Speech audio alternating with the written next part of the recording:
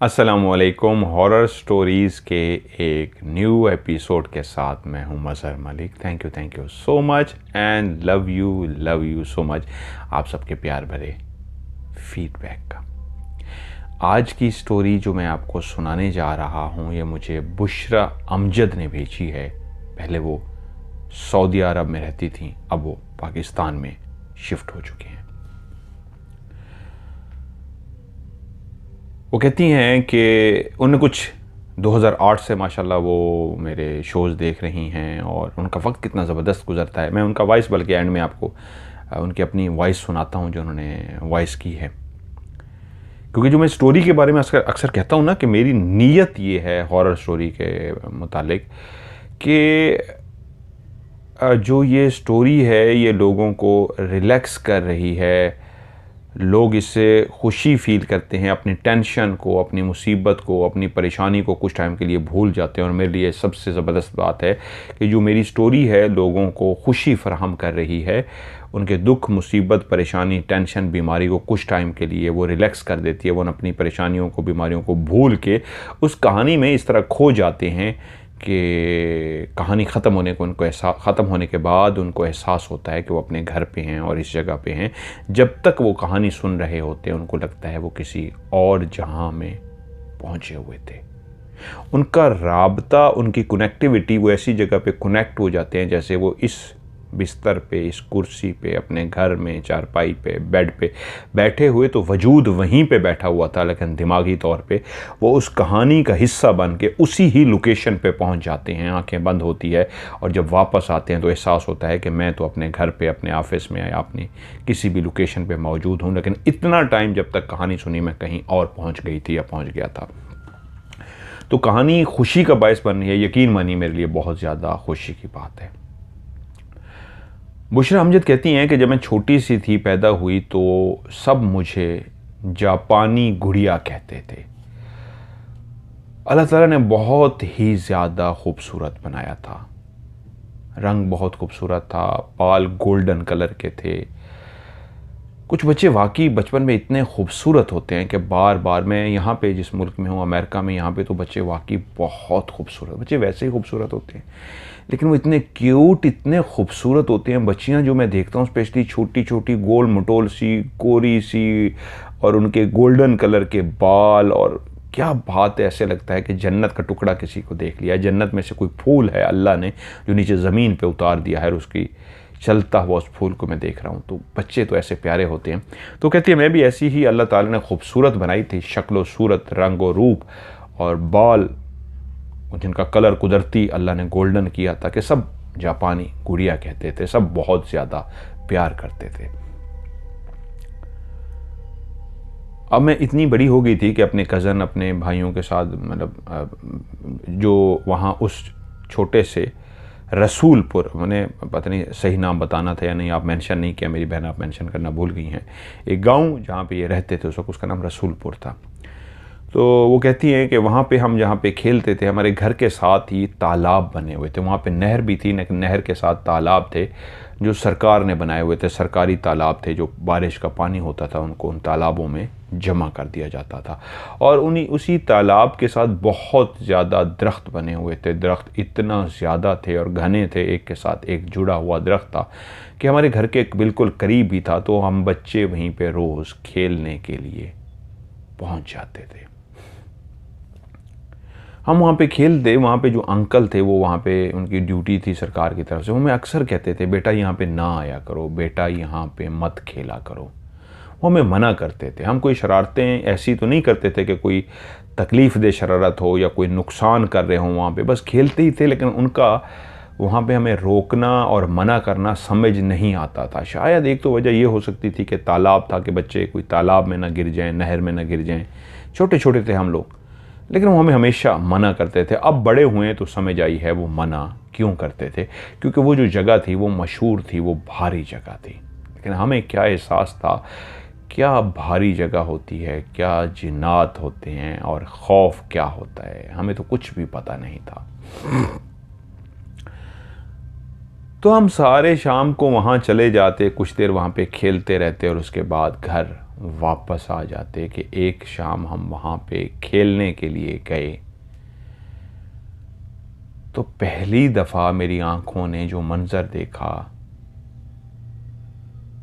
एक दरख्त के ऊपर बिल्कुल उसके दरमियान में आग जल रही थी, इस अंदाज में जैसे गोल एक फ़ुटबॉल होती है, ऐसे फ़ुटबॉल के से अंदाज में आग जल रही थी, जैसे कोई दिए को जला दे और उसकी रोशनी गोल गोल फैल जाए, ऐसी ही वो आग थी।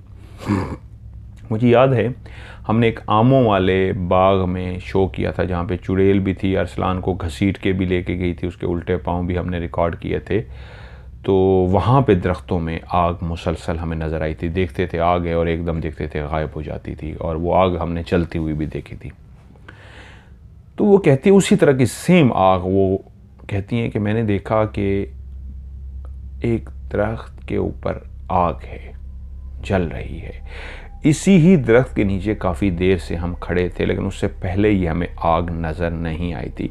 किसी बच्चे की उस आग की तरफ तवज्जो नहीं गई थी और मैं खड़ी उस आग को देख रही थी। मुझे नहीं पता किसी और बच्चे को वो आग नज़र आई या नहीं आई, लेकिन मैं उसको देख पा रही थी और मैं किसी को मुतवज्जो भी नहीं कर सकी। मैं उस आग की तरफ खड़ी देखती रही कि तभी मेरी आंखों ने देखा वो आग वहाँ से बाकायदा उड़ी है, उस दरख्त के ऊपर से वो जो गोल गोल सी एक आग थी उड़ती हुई, उसके साथ जो बिल्कुल एक करीब दरख्त था, उड़ती हुई उसी दरख्त पे पहुँच गई है और उसी अंदाज में जाके उस दरख्त पे वो आग बैठ गई है। कुछ देर वही आग उसी दरख्त पे जलती रही है, तभी मेरी आंखों ने देखा है कि वहाँ से वो उड़ी है और उड़ती हुई अगले दरख्त पे चढ़ी गई है। बाकी बच्चे खेलने में मसरूफ़ रहे हैं और मैं आग की तरफ मुतवज्जो रही हूँ।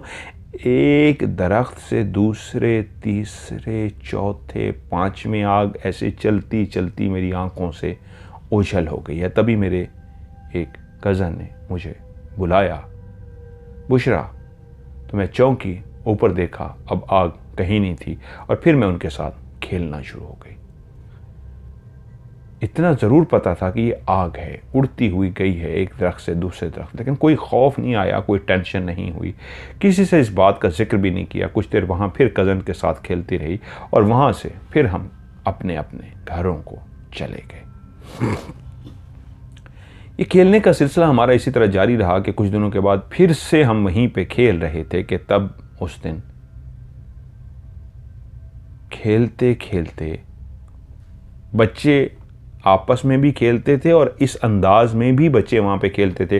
कोई बच्चा वहाँ ज़मीन पे बैठा खेल रहा है, क्योंकि छोटे होते थे, बहुत बड़े बच्चे तो नहीं थे, या वो तो नहीं था कि फ़ुटबॉल या क्रिकेट खेल रहे हैं, ऐसे खेल रहे होते थे, ऐसे शरारतें कर रहे होते थे।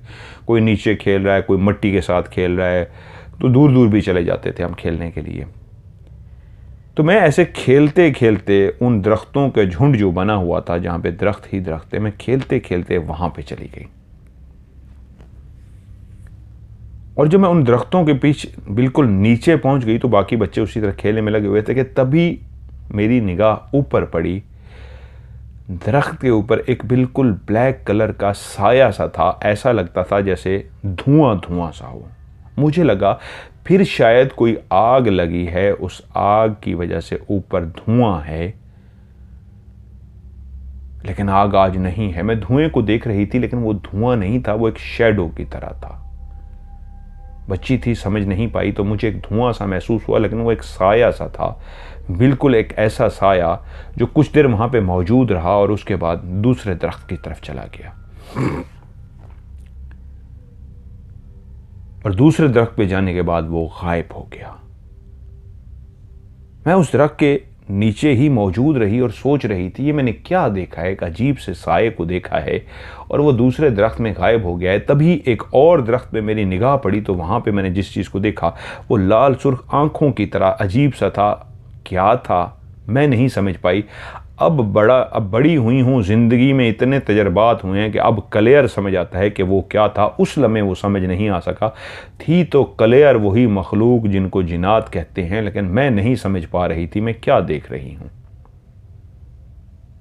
मुझे जिन्नात और इस तरह की चीज़ों को से कतन नहीं डर लगता था, क्योंकि इनके बारे में पता ही नहीं था। डर लगता था तो कुत्ते से, बिल्ली थे, सांप थे, इस तरह की चीज़ों से डर लगता था। जिन क्या होते हैं, जिन्नात क्या होते हैं, ये पता नहीं था।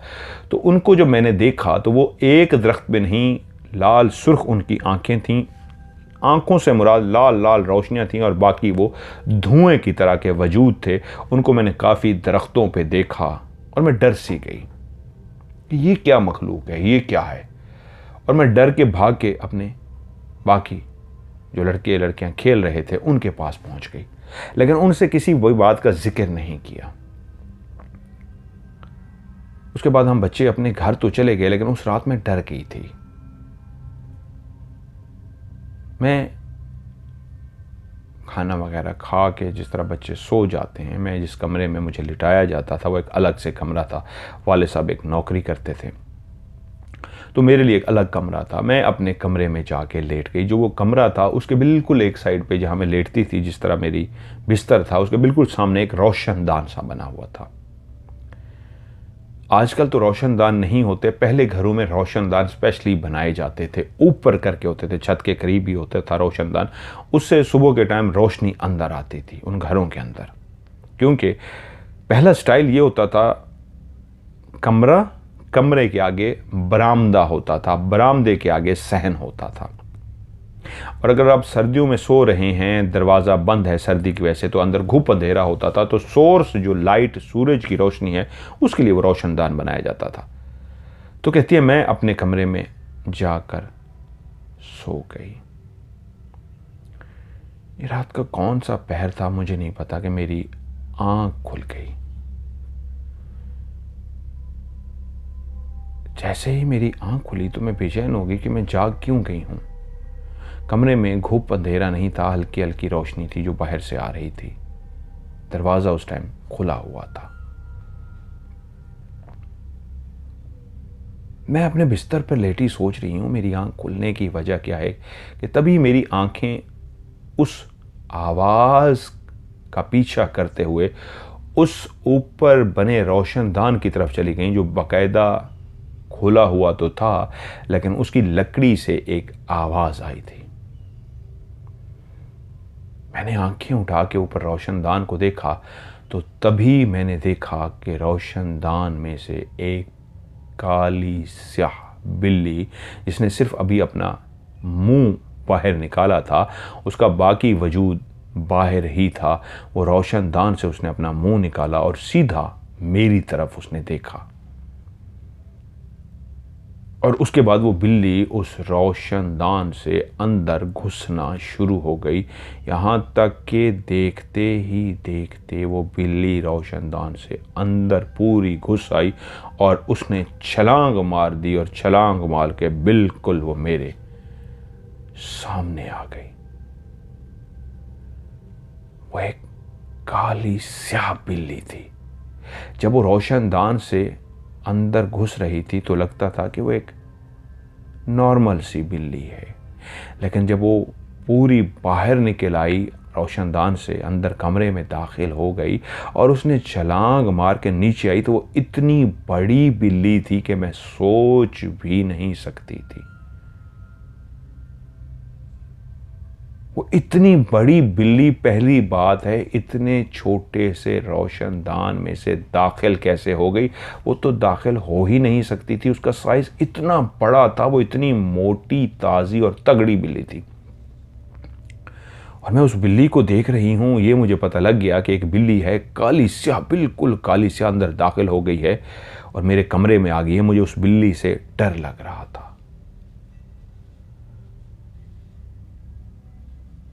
और वो बिल्कुल मेरे सामने बैठी थी। कमरे के अंदर खामोशी है, सिवाय उस थोड़ी देर पहली आवाज़ की जो बिल्ली की वजह से रोशनदान से आई थी, और उसकी छलांग की एक आवाज़ जो मैंने सुनी थी। अब वो मेरे सामने बैठी मुझे घूर रही है। मैं इतनी डरी हुई हूँ कि चीख भी मेरी नहीं निकल पा रही और मैं कोई आवाज़ नहीं पैदा कर रही। खौफजदा हो के बिल्ली को देखे जा रही हूँ। अपना चेहरा रज़ाई में छुपाती हूँ और फिर मैं इस तरह देखती हूँ। रज़ाई से मुराद जो बच्चों ने चादर से ली होती है, ऐसे फिर छुपाती हूँ और फिर उसको घूरती हूँ। तो मैंने देखा कि वो बिल्ली बिल्कुल मेरे जो सामने बैठी थी। मैंने जैसे ही चादर मुंह से हटाई और बिल्ली की तरफ देखा, तो उसी लम्हे वो बिल्ली मेरी आंखों के सामने ही गायब हो गई। उसी जगह पे बैठे बैठे, ना वो नीचे उतरी, ना इधर गई, ना उधर गई, ना नीचे उतरी, वो गायब हो गई। तो मैं फिर भी बची थी और सोच रही थी क्या वाकई ये गायब हुई है, मेरा वहम है, ये क्या हुआ है। क्योंकि उससे पहले दरख्तों में वो मैंने सायों को देखना, उस धुआं नुमा चीज़ को एक दरख्त से दूसरे दरख्त पे जाते देखना, आग जो एक दरख्त से दूसरे दरख्त पे चल रही थी उसको देखना, उससे भी मैं कोई इतना ज़्यादा घबराई नहीं थी। लेकिन जानवरों से मैं घबराती थी, लेकिन फिर भी ये एक बिल्ली थी, बिल्ली से इतना क्या घबराना। लेकिन जब वो गायब हुई तो मैं शशोपंज में थी कि मेरा वहम है या बिल्ली वाकई गायब हो गई है। कि अभी उस बिल्ली को मैं सोच ही रही थी कि सामने फिर उसी रोशनदान से आवाज़ पैदा हुई।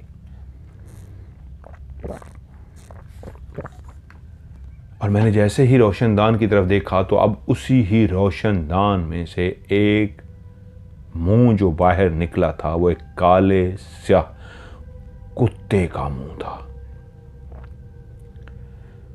और मैंने देखा वो कुत्ता उसी रोशनदान में से जोर लगा के बाहर निकलने की कोशिश कर रहा है, जिससे मुझे अंदाज़ा हुआ वो बहुत ही मोटा, तगड़ा, भारी, भरकम कुत्ता है जो ज़ोर लगा के बाहर आने की कोशिश कर रहा है और बाहर नहीं आ पा रहा। तभी मैंने देखा वो ज़ोर लगा के बाहर निकलते निकलते जब पूरा बाहर निकला तो वो इतना बड़ा कुत्ता था जिसका आधा जिस्म अब रोशनदान से बाहर आ चुका था और आधा जिस्म उसका बाहर वाली साइड पे था। तो मैंने देखा वो जोर लगा रहा है और आराम से उसके बाद वो निकला और बैस से जैसे कोई उड़ता हुआ आता है, उसने छलांग भी नहीं मारी, बिल्ली ने तो बाकायदा छलांग मारी थी, जैसे कोई ऐसे उड़ता हुआ था, ऐसे आराम से जब वो आने लगा तो मेरी चीखें शुरू हो गई। मैं शदीद खौफजदा हो गई जिस तरह वो उतर रहा था और जितना बड़ा काला स्याह, शदीद काला स्याह वो कुत्ता था और जिस अंदाज में वो नीचे आ रहा था, मैंने ज़ोर ज़ोर से चीखें मारनी शुरू कर दी और वो उड़ता उड़ता बिल्कुल नीचे आया और खड़ा हो गया और खड़ा होकर मुझे देखना शुरू हो गया। उसकी आंखों में देख के मुझे इतना खौफ आया, जो मैं पहले ही चीखें मार रही थी, मेरी चीखों की आवाज़ और बुलंद हो गई और मैंने आंखें बंद कर लीं क्योंकि वो शदीद चीखों पुकार मैं कर रही थी और वो जिस अंदाज में मुझे घूर रहा था, ऐसा लगता था इतना बड़ा कुत्ता काला सा मुझे आज काट डालेगा, मुझे खा जाएगा। कि मेरी अम्मी और मेरे अब्बू मेरी चीखों की आवाज़ सुन के भागते हुए अंदर आ गए और जब अंदर आए तो उस वक्त मैंने अपनी आंखें बंद की हुई थी, मैं चीखें मार रही थी।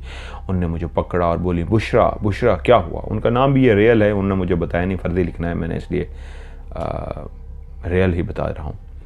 क्या हुआ बुशरा, क्या हुआ। और मैंने कहा मम्मी मम्मी, और उनको बताया कि किस तरह ऐसे बिल्ली आई है, गायब हुई है, ऐसे कुत्ता आया है काला सा, इतना बड़ा सा था, वो आया है और गायब हो गया है और वो इस तरह आया है। मैं इतनी खौफजदा थी, मैं इतनी डरी हुई थी कि मेरी अम्मी मेरे अब्बू मुझे दोनों चुप कराने की कोशिश कर रहे थे और मैं चीखें मार रही थी, रोए जा रही थी, रोए जा रही थी। अब वो चीखें तो नहीं थी लेकिन अब मेरा रोना शुरू हो गया था खौफ की वजह से। मैं बच्ची थी, डर गई थी, मैं रोती रही। अम्मी चुप कराने की कोशिश करती रही, अब्बू भी चुप कराने की कोशिश करते रहे कि अब्बू ने ऑफिस में भी जाना था सुबह। अब काफ़ी देर हो गई थी मुझे सुलाते सुलाते। बच्ची थी, जिस तरह अमूमन माँ बाप सोचते हैं बच्ची डर गई है, वो भी यही सोचे, ख्वाब में डर गई होगी, ये बता रही है बिल्ली आई है, कुत्ता आई है, कोई ख्वाब वगैरह देखा होगा। तो अब्बू ने कहा चलो आज मैं अपनी बच्ची को अपने स्वाद सुलाता हूँ।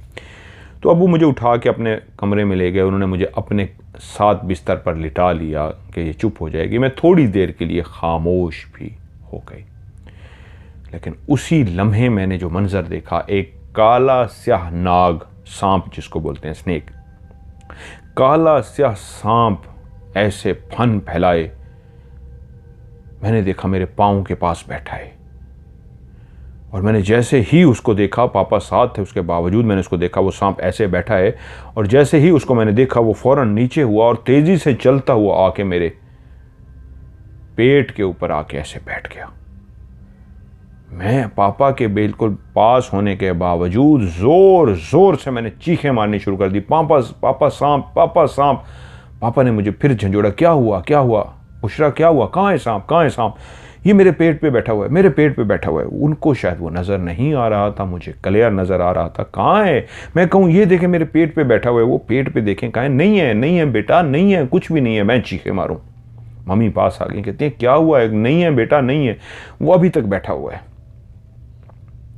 ऐसा भयानक मंजर कि मेरे पेट के ऊपर सांप फन फैलाए मुझे देख रहा है, बैठा हुआ है, काला स्याह सांप है, मुझे नज़र आ रहा है, ना मेरी अम्मी को ना मेरे अब्बू को नज़र आ रहा है।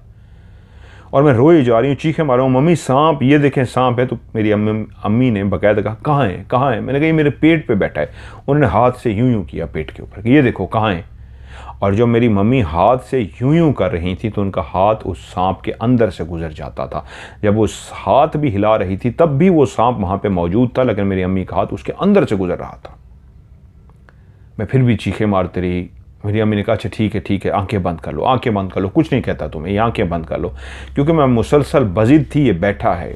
अब्बू भी मुझे समझा चुके थे कोई सांप नहीं है, अम्मी भी हाथ करके बता चुकी थी कोई सांप नहीं है, लेकिन वहाँ पे सांप मौजूद था। मैं उनको कैसे बताती। और मैं कांपे जा रही थी। खैर उन्होंने मेरी आंखें बंद कराने की कोशिश की, मुझे रात सारी वो सुलाते रहे, चुप कराते रहे, लेकिन मैं खौफजदा रही। और रात इसी तरह थोड़ी देर के बाद वो जो सांप था वो मेरे पेट पे से गायब हो गया। लेकिन मैं इतनी खौफजदा रही, इतनी डरती रही कि मम्मी और पापा दोनों मेरे पास मौजूद रहे और जागते रहे, यहाँ तक कि सुबह हो गई। पापा के एक दोस्त थे, बहुत गहरे दोस्त थे, यंग से थे।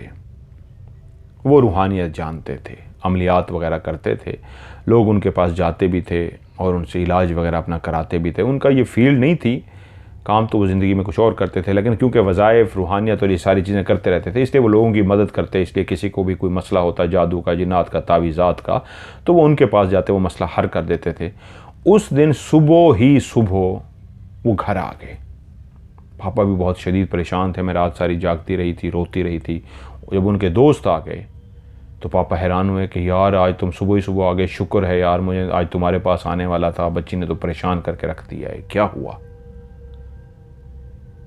तो वो पापा उनको बताने जब लगे तो वो आगे से बोले मैं खुद ही तो इसलिए आया हूँ, मुझे पता है।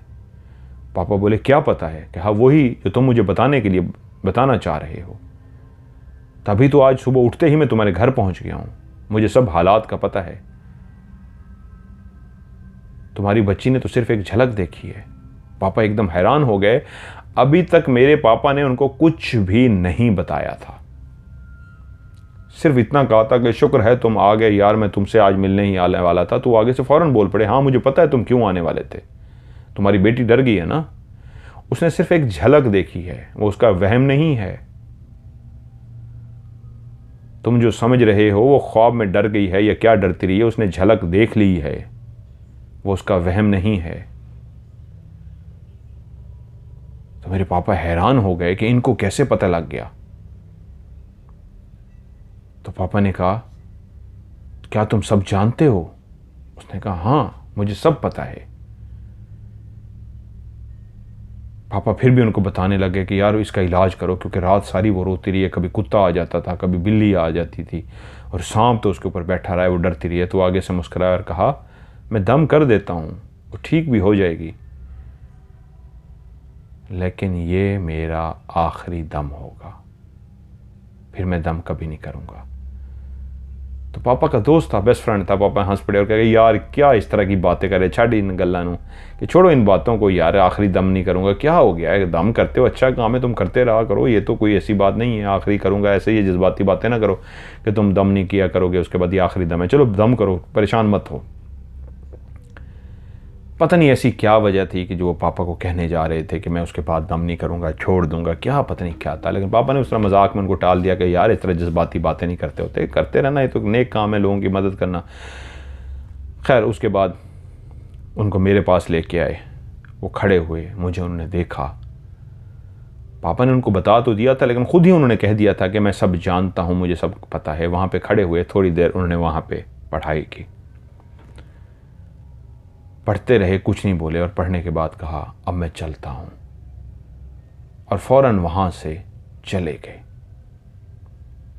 पापा भी हैरान हुए कि चलो यार उसने दम कर दिया, बच्ची थी डर गई थी, चलो वो एक नेक बंदा है, अमलियात करता है, उसको पता लग गया होगा कि बच्ची डर गई है, तो चलो अच्छा है, मेरा दोस्त है, बेस्ट फ्रेंड है, खुद ही चल के आ गया और उसने दम भी कर दिया। लेकिन ये अजीब सी बात कर रहा था कि मेरा आखिरी दम है, मैं फिर दम नहीं करूँगा, पता नहीं क्या हुआ इसको।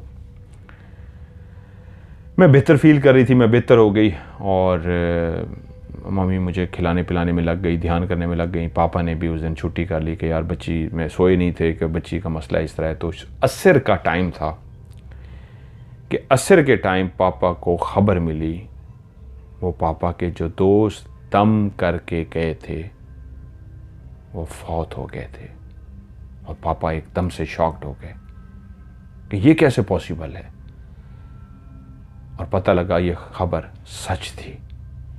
तब पापा को एहसास हुआ उस बात का जो उसने कहा था कि मुझे खबर हो गई है कि बच्ची ने झलक देखी है, मैं दम तो कर दूंगा लेकिन ये मेरा आखिरी दम होगा। अब पापा को वो लफ्ज़ समझ आ रहे थे कि वो जो उन्होंने लफ्ज़ कहा था मेरा आखिरी दम होगा, शायद वो जानते थे कि जो वो दम करने जा रहे हैं वो इतनी खौफनाक और ताकतवर मखलूक है कि उसके बाद शायद वो ज़िंदा ना रह सकें, या उनका वक्त आ चुका है, या इन जिनात के हाथों वो मारे जाएंगे। ऐसा कुछ वो जानते ज़रूर थे जिसकी बिना पे उन्होंने कहा था ये मेरा आखिरी दम है। और पापा इस सेंस में समझे थे कि इसके बाद शायद वो कह रहे हैं मैं दम करना छोड़ दूंगा, ज़िंदगी में दम नहीं किया करूंगा। पापा नहीं समझ सके थे कि वो असल में कह रहे थे कि मेरी ज़िंदगी का आखिरी दम होगा, उसके बाद मेरी ज़िंदगी ख़त्म हो जाएगी। और वो अल्लाह को प्यारे हो गए थे।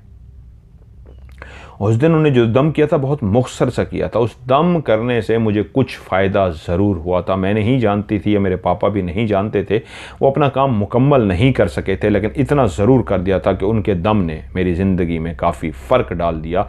क्योंकि मैं जो उन दरख्तों के पास चली गई थी, उस रात, जिस रात मैं उस दरख्तों के पास गई थी, उस रात मैंने क्लियर देखा था कि दरख्तों के ऊपर जिस तरह मखलूक मौजूद है और मुझे घूर रही है, मुझे देख रही है,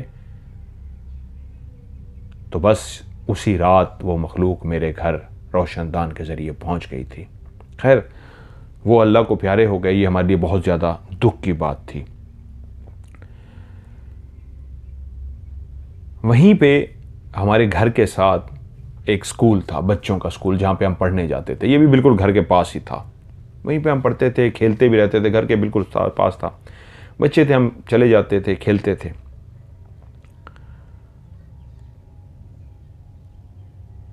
तो नहीं, एक वाक़या मेरे ख्याल में मैं मिस तो नहीं कर रहा, नहीं ये ठीक है। तो हम पढ़ने के लिए वहाँ पे, अब स्कूल जाना भी शुरू हो गए थे, छोटे बच्चे थे, वहाँ पे पढ़ते थे, स्कूल में जाके खेलते भी थे। तो मैं एक दिन स्कूल गई और बच्चों के साथ पढ़ती रही। जब छुट्टी का टाइम हुआ और मैं स्कूल से निकलने ही वाली थी, अभी स्कूल के अंदर ही थी, कि मैंने देखा दिन की रोशनी में ही एक काली स्याह सी चीज़ थी। वो सीधा नहीं था, एक साया सा था, लेकिन ऐसा था जैसे उसकी कमर बाहर की तरफ निकली हुई हो, वो टेढ़ा सा था। टांगें, थोड़ी सी टांगें घुटनों तक उसकी सीधी थी, घुटनों के बाद जो उसकी टांगें थीं वो टेढ़ी थीं, ऐसे गोल शेप में टेढ़ी थीं, और ऊपर हिस्सा आके जो ये सीने का बनता है ये सीधा हो जाता था। कमर और घुटनों तक उसका जिस्म जो था खम में था, इस अंदाज में कि जैसे आप एक डालें तो आप सीधा करके उसको फिर गोल करके फिर नीचे से सीधा कर दें, ऐसे खम में उसका जिस्म था। टांगें नीचे घुटनों तक सीधी, ऊपर सर का हिस्सा, कुछ सीने का हिस्सा सीधा, बाकी सारा बाहर की तरफ कुब निकला हुआ गोल सा था। वो तेजी के साथ मैंने उसकी झलक देखी। जो ही मैंने उसको देखा वो सामने ही थी और खड़ी थी वो चीज़। उसका मुंह मेरी तरफ नहीं था, सामने की तरफ था। जैसे ही उसको मैंने देखा और एकदम वो तेजी के साथ शां करके, जैसे कोई गुजरता है ऐसे शां करके गई, और वो सामने झाड़ियां बनी हुई थी, वो झाड़ियों के अंदर चली गई। मैंने जैसे उसे देखा तो मैं परेशान हो गई कि ये क्या चीज़ है, और मैं चलती हुई उसके पीछे पहुंच गई और उन झाड़ियों के अंदर जाके उसको मैंने ढूंढना शुरू कर दिया। कभी इधर ढूंढती, कभी उधर ढूंढती, कभी इधर ढूंढती, कभी उधर ढूंढती। काफ़ी झाड़ियों में ढूंढती रही कि ये क्या चीज़ थी जो मैंने देखी थी। काफ़ी ढूंढने के बाद भी जब वो मुझे नहीं मिली तो मैं अपने घर चली गई। लेकिन वो जिन अंकल ने मेरे ऊपर दम किया था और उनकी मौत वाक़ई हो गई थी, उसके काफ़ी अरसे तक मेरे साथ कुछ नहीं हुआ था। लेकिन उसके बाद फिर से जब स्कूल मेरा शुरू हुआ तो जो वाक़यात थे वो फिर से शुरू होने जा रहे थे। वो कहती है कि जो हमारा एक कमरा है वहाँ पे एक आयतुल कुर्सी लगी हुई थी। अमूमन अपने घरों के अंदर लोग आयतुल कुर्सी लगा देते होते हैं। तो दिन, शाम या रात अक्सर ऐसे होता कि जब मैं कमरे में जाती तो एक आवाज़ आती, टिक टिक टिक, जैसे कोई फ्रेम होता है और फ्रेम के ऊपर कोई ऐसे मार के जैसे कोई आवाज़ पैदा करता है, तो उस फ्रेम से टिक टिक की आवाज़ आती। पहले मैं चौंकती कहाँ से आवाज़ आ रही है, फिर मैं गौर करती तो उस आयतुल कुर्सी से आ रही होती। मैं उसके करीब जाती तो आवाज़ बंद हो जाती। और आवाज़ ये मैंने दिन को भी सुनी थी, अक्सर शाम को भी सुनी थी, रात को भी सुनी थी। मैं इस आवाज़ को सुनती रहती थी कि एक दिन अम्मी कमरे में आई और अम्मी ने भी उस आवाज़ को सुन लिया। मैं समझती थी शायद मुझे आवाज़ आती है और किसी को नहीं आती। अम्मी ने जब उस आवाज़ को सुना तो कमरे में खड़े होकर बोली, ये आवाज़ कहाँ से आ रही है टिक टिक की? मैंने कहा, अम्मी आपको आवाज़ आ रही है? कहती है, हाँ आ रही है, क्लियर आवाज़ आ रही है। मैंने कहा, वो जो सामने आयतुल कुर्सी लगी हुई है ना, आयतुल कुर्सी से आवाज़ आ रही है। और अम्मी आयतुल कुर्सी के जैसे ही करीब गई तो आवाज़ बंद हो गई। अम्मी बोली, हाँ आवाज़ आ रही थी, लेकिन जैसे ही मैं आयतुल कुर्सी के करीब गई हूँ तो आवाज़ बंद हो गई है। अब अक्सर ऐसा होता कि अम्मी जब कमरे में आती तो उनको आयतुल कुर्सी की आवाज़ आती, टक टक टक की, और वो फिर से उस तरफ देखती कि आयतुल कुर्सी के अंदर से आवाज़ आ रही है, और वो चलती हुई जब आयतुल कुर्सी के करीब जाती तो आवाज़ बंद हो जाती। खैर इसी तरह दिन गुजरते रहे कि मैं एक दिन अपने कमरे में सोई थी। ये रात का टाइम था, उस दिन सर्दियों के दिन थे और कमरा अंदर से दरवाज़ा बंद था। मैं थोड़ी सी बड़ी हो चुकी थी, कुछ समझदार भी हो गई थी। मैं गहरी नींद में थी कि जब मेरी आंख खुली तो हर तरफ अंधेरा था, कमरे में खामोशी थी, बाहर भी मुसलसल खामोश थी। सर्दियों की रात थी, इस वक्त हर तरफ खामोशी ही खामोशी होती है कि मैंने महसूस किया कि कुछ गड़बड़ है। मैं थी तो अपने बिस्तर पे, अपने चारपाई पे थी, लेकिन मुझे महसूस हुआ कुछ मामला गड़बड़ है। क्या गड़बड़ है मुझे समझ ना आया कि मेरी आंख क्यों खुली है और मुझे एकदम ये क्यों एहसास हुआ है कि मामला कुछ गड़बड़ है। क्या गड़बड़ है मैं सोचती रही, तभी मुझे लगा कि मैं अपने बिस्तर पर तो मौजूद हूँ, लेकिन मेरी रज़ाई, मेरा बिस्तर, मेरी चारपाई हल्की हल्की सी ऊपर उठ रही है। ऐसा लगा जैसे मेरी चारपाई के कोई नीचे है और उसको ऊपर उठा रहा है। बाकायदा मुझे चारपाई ऊपर उठती महसूस हुई और मैंने इर्द गिर्द जब अपने देखा तो वाकई मेरा वहम नहीं था, मेरी चारपाई उड़ रही थी और उसको नीचे से कोई उठा रहा था। बाकायदा उस चारपाई के नीचे, बिस्तर के नीचे मुझे महसूस हुआ था कि कोई उसको उठा रहा है ऊपर, और ऊपर उठ रही थी। और मैंने देखा मेरी चारपाई फिर से एक दफ़ा नीचे गई है और फिर से ऊपर आई है, और उसके बाद मैंने चीखें मारनी शुरू कर दी, क्योंकि अब मेरा वहम नहीं था। मैंने क्लियर देख लिया था कि मेरी चारपाई एक दफ़ा ऊपर गई है, नीचे फिर से वापस गई और फिर से ऊपर उठना शुरू हो गई है। अब तो शक की गुंजाइश ही नहीं थी, 100% कन्फर्म हो गया था। फिर से मैंने देखा कि मैंने चीखें मारनी शुरू कर दी। मुझे नहीं याद फिर उसके बाद चारपाई ऊपर उठी है कि नहीं उठी। मैंने ज़ोर ज़ोर से चीखें मारनी शुरू कर दी कर मम्मी भागती हुई आ गई। उन्होंने आके कहा, दरवाज़ा खोलो, दरवाज़ा खोलो। मैंने जल्दी से दरवाज़ा खोला। उठी हूँ उस वक्त तक मेरी चारपाई ज़मीन पे आ चुकी थी। मैं भागी हूँ, दरवाज़ा खोला। मम्मी कहती है क्या हुआ है? मैं शदीद डरी हुई थी, मम्मी से लिपट गई और पूछती हैं क्या हुआ है बेटा? तो मैंने उनको बताया कि मेरी चारपाई इस तरह ऊपर उठ गई थी, किसी ने नीचे से मेरी चारपाई को उठाया है। तो मम्मी कहती हैं कमरे में तो कोई नहीं है, दरवाज़ा तो तुम्हारा अंदर से बंद था। सारे कमरे को अच्छी तरीके तलाश करने के बावजूद तसल्ली कर ली गई कि कमरे के अंदर कुछ भी नहीं था, लेकिन मेरी चारपाई को क्लियर किसी ने ऊपर उठाया था। मैं बहुत डर गई थी, लेकिन मम्मी मेरे पास रहीं और उस रात मम्मी मेरे साथ ही सोई। वो कहती है कि हमारे घर के पास जिस स्कूल का बताया कि छुट्टी के टाइम मैंने वहाँ पे किसी चीज़ को भागते हुए देखा था जो झाड़ियों में चली गई थी।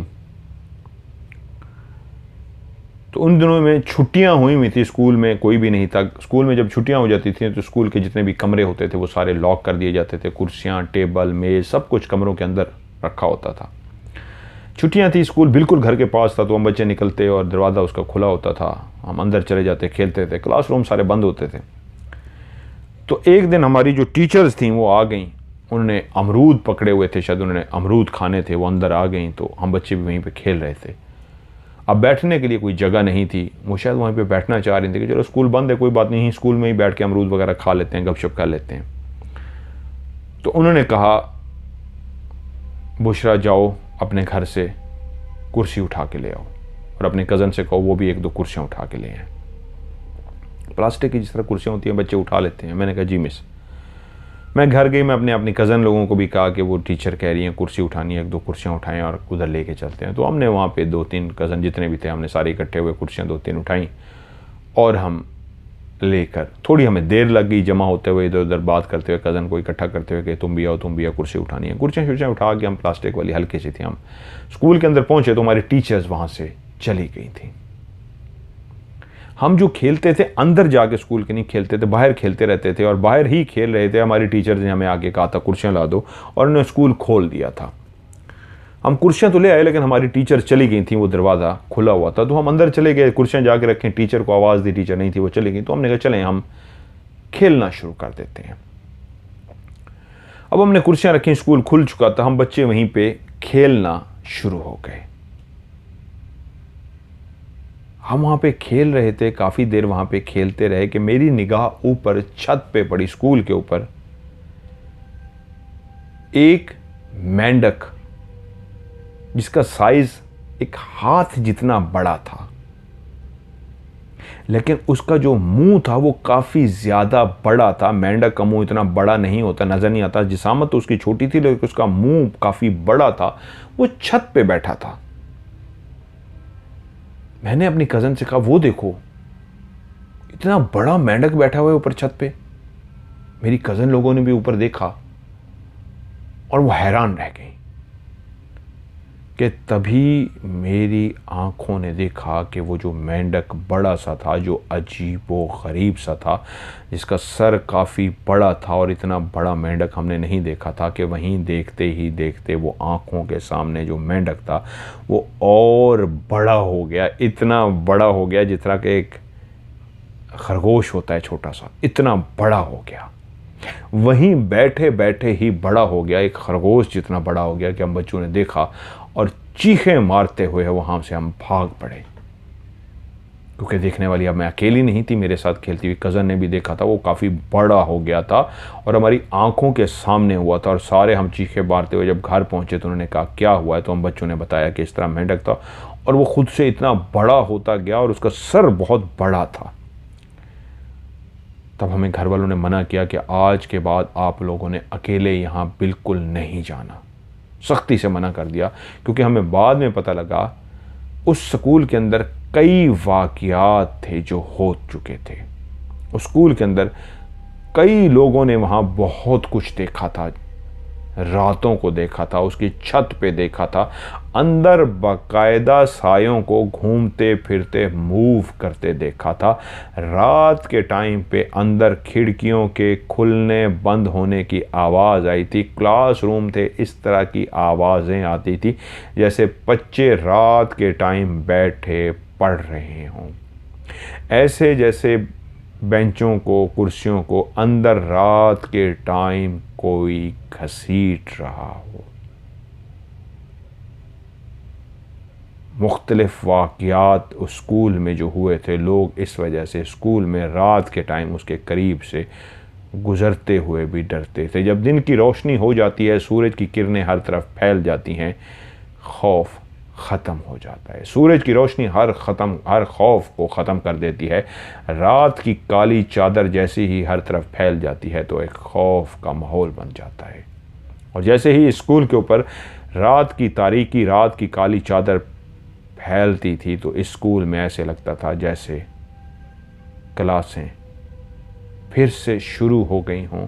उन बच्चों की जिनके वजूद को हम देख नहीं सकते, लेकिन उनके हंसने की, उनके बातें करने की, उनके पढ़ने की, कुर्सियों को घसीटने की, खिड़कियों को खोलने की, दरवाज़ों को नॉक करने की मुसलसल इस तरह की आवाज़ें आती। यहाँ तक कि लोगों ने जो कुछ बहादुर किस्म के थे, जब इस तरह की आवाज़ों को सुना और अंदर ऊपर झांक के देखा तो बाकायदा उनको काले स्याह साए एक जगह से दूसरी जगह आते जाते नज़र भी आए और वो डर गए।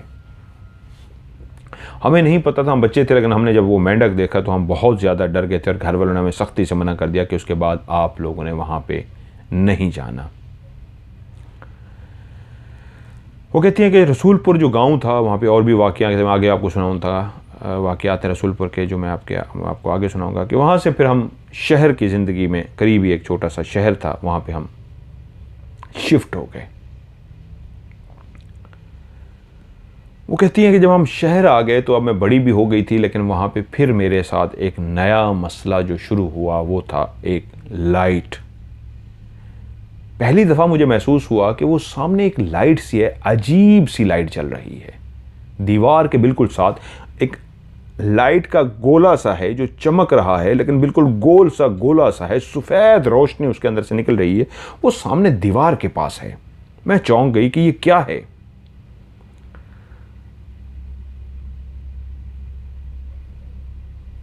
मैं आहिस्ता से चलती चलती उस रोशनी के पास चली गई, और जैसे ही मैं उस रोशनी के बिल्कुल पास पहुंची तो वो रोशनी गायब हो गई। तो मैं इर्द गिर्द देखना शुरू हो गई कि क्या कहीं और से ये रोशनी आ रही थी, ये कहां से आ रही थी रोशनी, ये कहां से आई है, मुझे समझ नहीं आई। लेकिन जब दूसरी रात मैं अपने बिस्तर पर लेटी थी तो फिर से वो कमरे के अंदर वही उसी तरह की सफ़ेद सी मुझे रोशनी नज़र आई, लेकिन ये इतनी तेज़ी के साथ थी कि आई, उसने एक जल्दी से तेज़ी के साथ चक्कर काटा और बाहर गायब हो गई। अब उसके बाद, अब हफ्ते बाद, 5 दिन बाद, 10 दिन बाद मुसलसल ऐसा होना शुरू हो गया कि मुझे लाइट नज़र आती और उसको मैं खड़े होकर जब तक देखती रहती वो लाइट मुझे सामने नजर आती रहती है, गोल सी अजीब सी लाइट होती। फिर मैं चलती हुई उस लाइट के पास गई। मैं जैसे उसके बिल्कुल करीब पहुंचती थी वो लाइट एकदम ऐसा लगता था यहां पे थी ही नहीं। यह यूं महसूस होता था जैसे किसी जगह से वो लाइट आ रही थी, उस सोर्स जहां से वो लाइट आ रही थी। जैसे मिसाल के तौर पे कोई टॉर्च जलाता है, टॉर्च की रोशनी करता है तो रोशनी दूर तक जा रही होती है, लेकिन आप दरमियान में आके खड़े हो जाएंगे तो रोशनी आपकी कमर पे आके टच होगी, आगे ख़त्म हो जाएगी। तो मैं जब उसके बिल्कुल करीब पहुंची तो ऐसे लगा जैसे मैं आगे आके खड़ी हो गई हूँ, जहाँ से वो रोशनी आ रही थी वहाँ से गायब हो गई। अब सामने कुछ नहीं था, मुझे लगता था जहाँ से ही आ रही थी मैं उसके सामने खड़ी हूँ। मैंने मुड़ के देखा, इधर उधर देखा, कोई नहीं। मैं उस जगह से हट गई, शायद मैं उस सोर्स के आगे खड़ी हो गई हूँ इसलिए शायद वो आगे से हट गई है। तो मैं हट गई तो उसको वापस उस जगह पे आ जाना चाहिए था। अगर वो कहीं से लाइट आ रही थी तो कुछ भी नहीं। और फिर मैं चलती हुई वापस उसी जगह पे जाके खड़ी हुई जहां मैंने उसको पहली दफ़ा देखा था कि अब देखती हूँ नज़र आती है कि नहीं। फिर वो नहीं थी। तो ये बात क्लियर हो गई कि किसी जगह से आ नहीं रही थी कि मेरे आगे खड़े होने से गायब हो गई। अब मैं जब भी देखती, कभी उधर कभी उधर कभी उधर, वो मुझे लाइट मुसलसल नजर आती। एक दिन मैं अपनी कज़न के साथ जा रही थी कि मुझे सामने वो रोशनी नजर आई और मैं खड़ी हो गई। मुझे कज़न ने कहा क्या हुआ, क्यों रुक गई? मैंने कहा वो सामने रोशनी देख रही हो? उसने उस तरफ देखा और वापस मेरी तरफ देखा और बोली कौन सी रोशनी? मैंने कहा वो सामने एक गोला सा है, एक गोल सी रोशनी है सफ़ेद सी, तुम्हें नजर आ रही है? उसने फिर से उस तरफ देखा और पूछा किस तरफ? मैंने कहा वो सामने की तरफ। उसने कहा नहीं, मुझे तो नजर नहीं आ रही। मैंने कहा आओ करीब, मैं तुम्हें दिखाती हूँ। मैं उसको करीब लेके गई और जैसे ही उसके करीब पहुंची तो गायब हो गई। मुझे कहती है कज़न कहाँ है? मैंने कहा यहाँ पे थी, अभी अभी गायब हो गई। वो कहती है मुझे तो पहले भी नज़र नहीं आ रही थी, अब भी नज़र नहीं आ रही। मैंने कहा पता नहीं क्यों मुझे नज़र आती है, मैं किसी को दिखाती हूँ तो गायब हो जाती है। और ये एक दफ़ा नहीं हुआ, कई दफ़ा ऐसा हुआ। अपनी कज़न लोगों को मैं जब भी वो रोशनी दिखाती वो गायब हो जाती। मुझे मुसलसल वो रोशनी नज़र आ रही थी। और फिर उन्हीं दिनों में ऐसा पहली दफ़ा मेरे साथ हुआ कि मैं एक रात सोई हुई थी, नींद में थी। अब मैं इतनी बड़ी हो गई थी, बहुत ज़्यादा तो नहीं लेकिन इतनी हो गई थी कि कुछ समझदार हो गई थी, कुछ बातों को समझना शुरू हो गई थी।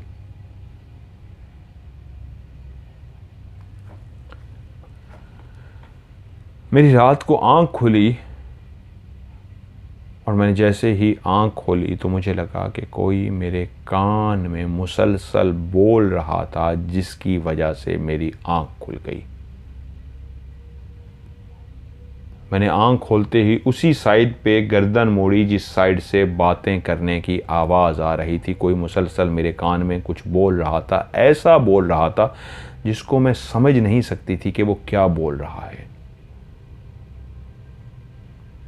और मैं चौंक गई कि कौन था, कोई मेरे कान में मुसलसल कुछ बोलता रहा है, मैंने सुना है उसको क्लियर, मेरा वहम नहीं है, उसकी वजह से मेरी आँख खुली है। मैं काफ़ी देर जागती रही, उसके बाद कोई आवाज़ ना आई तो मैं फिर से सो गई।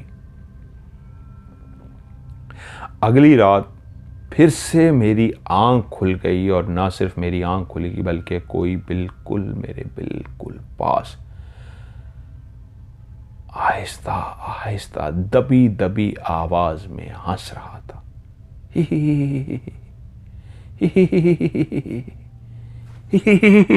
जैसे कोई मुंह पे हाथ रख के आहिस्ता आहिस्ता हंसने की कोशिश करता है, ऐसे ही मुंह पे हाथ रख के कोई आहिस्ता आहिस्ता हंस रहा था। मैं फिर जाग चुकी थी। क्या मैंने कोई ख्वाब देखा है? नहीं, मैंने ख्वाब नहीं देखा। मैंने किसी को क्लियर हंसते हुए सुना है, उसकी वजह से मेरी आंख खुली है। फिर मैं जागती रही काफ़ी देर, लेकिन उसके बाद कोई हंसने की आवाज़ ना आई, और मैंने अपने आप को यही दिलासा दिया शायद कोई ख्वाब था, क्योंकि अब तो आवाज़ नहीं आ रही। वो नींद में मैंने कोई आवाज़ सुनी है और मैं सो गई। लेकिन उससे अगली रात जिस आवाज़ पे मेरी आंख खुली वो एक रोने की आवाज़ थी। कोई बाकायदा रो रहा था। और जो मेरी आंख खुल गई, जैसे रोज़ होता था, हंसने की आवाज़, किसी के बोलने की आवाज़ थोड़ी देर आती थी, उसके बाद गायब हो जाती थी, लेकिन इस बार जो रोने की आवाज़ आई जिसमें मेरी आंख खुल गई, तो कोई मुसलसल रो रहा था। अब मेरी आंख भी खुल चुकी थी और मैं सुनती रही, उधर रोने की आवाज़ आती रही, मैं सुनती रही, आवाज़ आती रही कि मैं उठ के बैठ गई, और रोने की आवाज़ मुसलसल आ रही थी, यहाँ तक कि मैं उठ गई और भाग के अम्मी लोगों के पास पहुंची, दरवाज़ा खटखटाया, उनको जगाया, तो वो कहती हैं क्या हुआ है? मैंने कहा मेरे कमरे में कोई रो रहा है, मुसलसल रोने की आवाज़ आ रही है। अम्मी उठ के मेरे साथ आ गई, और जब मेरे कमरे में आई तो मेरे कमरे में उन्होंने आवाज़ को सुना। उन्होंने कहा कोई आवाज़ नहीं आ रही।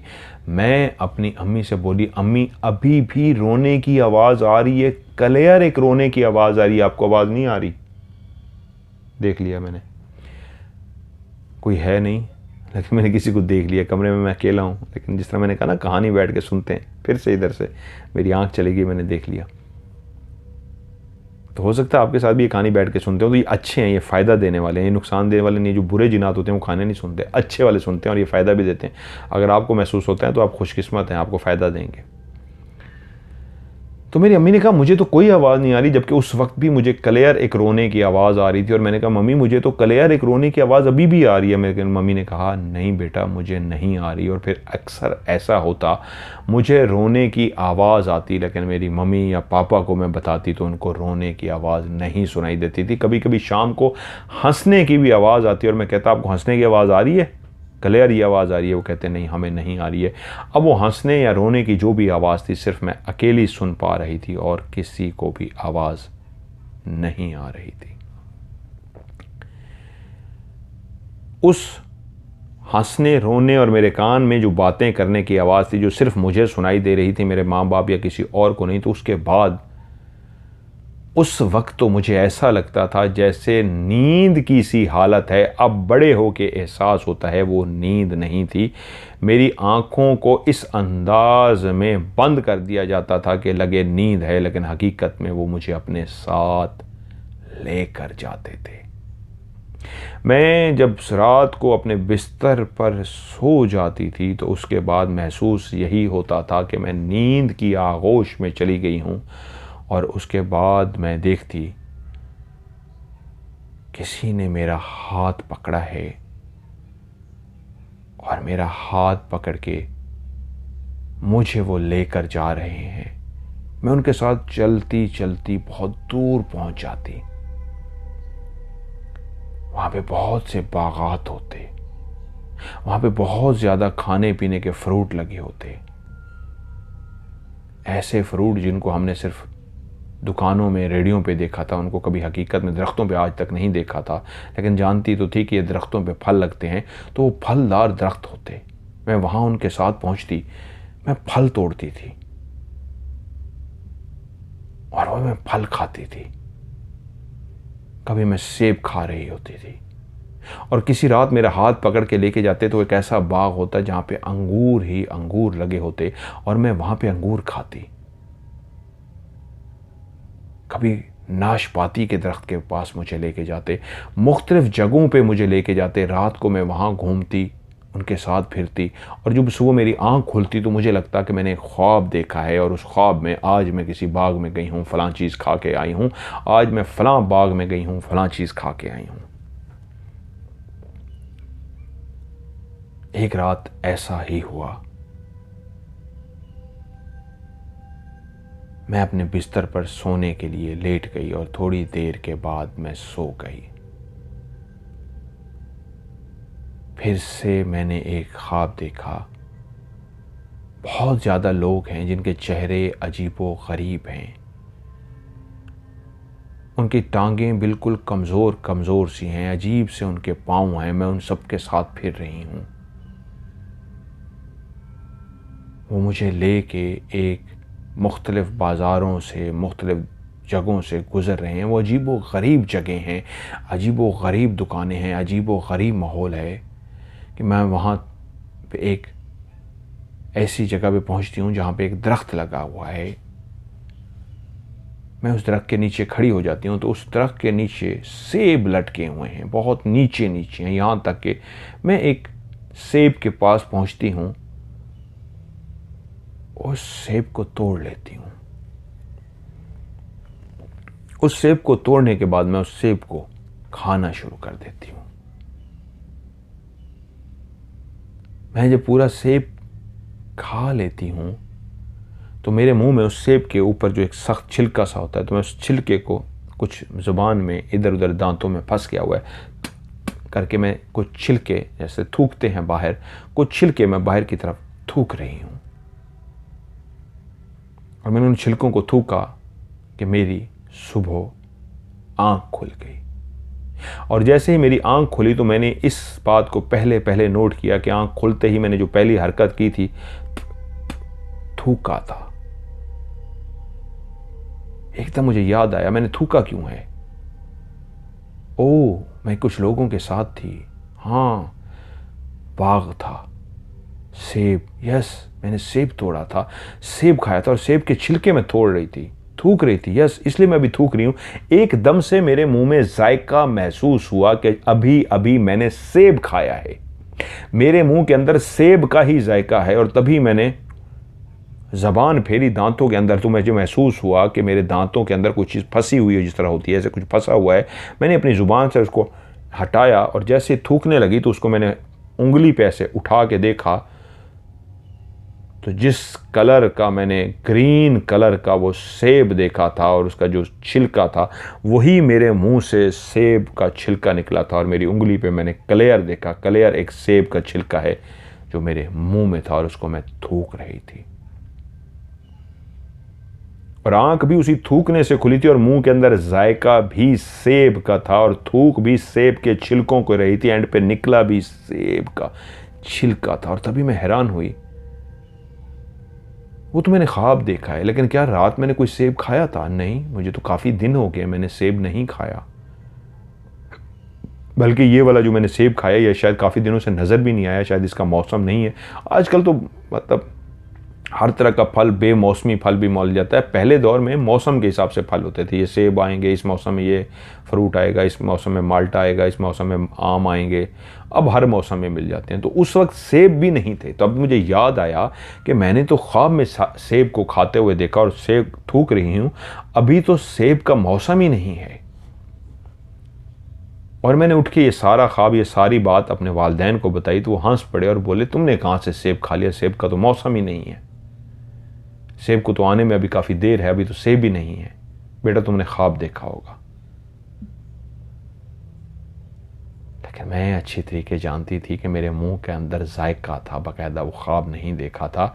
इसका मतलब है जितने ख्वाब भी आज मैं सोचती हूँ, मैं जाती थी और जो देखती थी, सारा कुछ करती थी, वो ख्वाब नहीं होते थे, हकीकत में मैं उनके साथ जाती थी। और कहाँ कहाँ जाती थी, इसको कल पे कंटिन्यू रखते हैं। कल आपको इसका पार्ट 2 सुनाऊंगा, क्योंकि बहुत ज़्यादा वाक़यात हैं उनकी ज़िंदगी के। अभी उनकी आपको वॉइस सुनाता हूँ, क्योंकि मुझे खुशी हुई एक जुमला पे जो उन्होंने कहा, इसलिए उनकी इजाज़त के बगैर मैं माजरत खा हूँ। बुशरा अमजद मेरी बहन, आपकी इजाज़त के बगैर आपकी मैं वॉइस चला रहा हूँ, लेकिन किस लिए चला रहा हूँ मैं बताता हूँ। यानी कि देर से आपकी मैं सुन रही हूँ स्टोरी, जब से आपने प्रोग्राम शुरू किया था रास का, तब से 2008 से मैंने शुरू किया था आपको देखना, और माशाल्लाह से बहुत अच्छा है। वाकई डिप्रेशन ख़त्म होता है आपकी स्टोरी सुन के या आपकी बातें सुन के, और वाकई में यानी कि नींद भी आती है और थकावट भी अक्सर दूर हो जाती थी। अक्सर काम, मैं तो मोस्टली जब काम कर रही होती थी तब आपकी स्टोरी सुनती थी। स्कूल पढ़ाने जाती थी मैं मक्का में, तो वहाँ पे वापसी पे जब मैं पहुँच जाता थक जाना, तो फिर मैं अक्सर जब वापसी पे काम शाम करना, तो मैं आपकी स्टोरी सुनती थी बहुत ज़्यादा। अच्छा, बहरहाल मैं पता नहीं वो लाइन कहाँ रह गई। मैं जो चीज़ सुनाना चाह रहा था, शायद आगे होगी, वो लंबी होगी। आपकी कहानी सुन के डिप्रेशन ख़त्म हो जाती है, थकावट दूर हो जाती है। वो कहती है मक्का में जब मैं पढ़ाने जाती थी और मैं थक जाती थी, अक्सर आती थी, तो थकावट दूर करने के लिए मैं कहानी सुनती थी। ये लफ्ज़ मेरे लिए इंतहाई खुशी का बायस है कि आपकी कहानी डिप्रेशन दूर करती है। यकीन मानिए, मैं जो तमहीद बांधता हूँ, इतनी बात करता हूँ कहानी के बारे में, वो डिप्रेशन है। वो बीमारी की वजह से है, परेशानी की वजह से है, किसी भी दुख मुसीबत परेशानी की वजह से कोई भी डिप्रेशन है आपको, तो उससे अगर मेरी कहानी आपको रिलीफ़ देती है, उस डिप्रेशन से कहानी सुन के आपका डिप्रेशन ख़त्म होता है, तो यकीन मानिए मेरे लिए बहुत ज़्यादा खुशी की बात है। And thank you so much, love you so much मेरी बहन बुशरा अमजद, के अगर मेरी आपने मुझे ये फीडबैक जो दिया है, ये मेरे लिए बहुत खुशी का है कि अगर मेरी कहानी किसी के काम आ रही है, उसकी डिप्रेशन दूर कर रही है, तो मैं ये काम हमेशा करता रहूँगा। चाहे इसके मुझे पैसे मिले ना मिले, मैं इसको दिल से करता रहूँगा। बहुत सारे प्रोग्राम हैं जिसको करने से मुझे पता है पैसे मिलते हैं, बेइंतहा मिलते हैं, लेकिन मैं कहता हूँ मैं अल्लाह की मखलूक के लिए कोई काम करूँ तो कहानी लोगों की डिप्रेशन को दूर करती है, लोगों को खुशी बख्शती है। तो मेरी किसी काम से अगर लोगों को खुशी होती है तो मैं दिल से करता रहूँगा। इनका पार्ट 2 है, अभी काफ़ी लंबी कहानी है इन्होंने जो सुनाई, इनकी ज़िंदगी के वाक़यात हैं, सच्चे वाक़यात जो इनके साथ हुए हैं। इंशाल्लाह आपको कल पार्ट 2 में सुनाऊंगा। तो आज पार्ट 1 को यहीं पे ख़त्म करता हूँ। एंड पे जिस तरह कहता हूँ, आप लोग भी अपनी कहानियाँ मुझे भेजिए, आपकी कहानी को इंशाल्लाह हॉरर स्टोरी का हिस्सा बनाऊंगा। और आप मुझे जो है 2 कहानियाँ भेज सकते हैं। अगर आप चाहते हैं आपकी कहानी पे हम लोग वीडियो बनाएं, तो आप कहानी को वॉइस मैसेज नहीं करेंगे, सिर्फ लिख के भेजेंगे उर्दू में, सिर्फ उर्दू में कहानी को लिख के भेजिए। आपकी कहानी के ऊपर वीडियो बना के हम उसको चैनल पे शामिल कर देंगे। लेकिन अगर आप एंड पे उर्दू में कहानी लिख के भी भेज देते हैं, एंड में आप कहानी काफ हे अलिफ हा नून छुटिया नहीं, उर्दू में कहानी लिखना भूल गए, फिर शामिल नहीं होगी। और अगर आप चाहते हैं कि आपकी कहानी को, जिस तरह आज भी मैं कहानी सुनाई है, इसी तरह कहानी सुनाऊं, तो आप कहानी लिख के भी भेज सकते हैं, वॉइस मैसेज रिकॉर्ड करके भी भेज सकते हैं। दोनों सूरतों में लिख के भेजें या वॉइस मैसेज रिकॉर्ड करके भेजें। आखिरी लफ्ज़ आपने लिखना है स्टोरी, STORY। अगर आप स्टोरी नीचे लिखेंगे तो मैं समझ जाऊंगा इस कहानी को मैंने सुनाना है बैठ के, और अगर आपके नीचे कहानी लिखा होगा तो मैं समझ जाऊंगा इस कहानी के ऊपर वीडियो बनानी है। लेकिन अगर आप स्टोरी या कहानी लिखना भूल जाएंगे तो फिर आपकी कहानी या स्टोरी प्रोग्राम में शामिल नहीं होगी। मेरा व्हाट्सअप का नंबर जिस पे सेंड करनी है +9292, पाकिस्तान का कोड है 3136655550। मैं रिपीट करता हूँ, +923136655500। इसको उर्दू में पढ़ेंगे +923136655550। आज की हॉरर स्टोरी से मज़हर मलिक को दीजिए इजाज़त। अपना ढेर सारा ख्याल रखिएगा। खुदा हाफिज़।